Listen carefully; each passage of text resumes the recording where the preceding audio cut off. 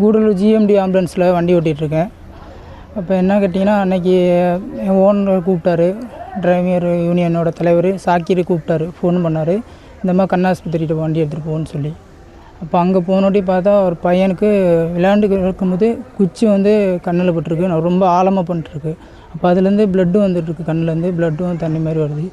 அப்போ டாக்டர் என்ன சொன்னாங்கன்னா, 4 மணி நேரத்தில் கோயம்புத்தூர் அரவிந்த் ஹாஸ்பிட்டலுக்கு கொண்டு போகணும், இல்லைன்னா கண் பாதிப்பு வரும் அப்படின்னு சொன்னாங்க. அதுக்கப்புறம் நாங்கள் ஒரு குரூப் வச்சுருக்கோம்.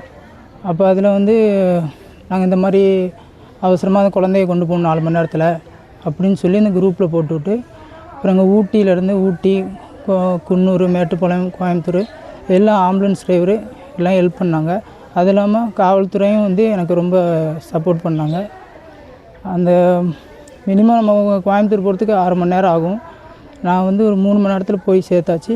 அந்த குழந்தைக்கு ஆப்ரேஷன் அன்றைக்கே ஒரு 2 ஹவரில் பண்ணிட்டாங்க. குழந்தையும் நல்லாயிருக்கு. எனக்கு அதில் கொஞ்சம் சந்தோஷமாக இருக்குது ரொம்ப. பேருமா? என் பேர் ஏசுதாஸ். பேருமா? ஏசுதாஸ்.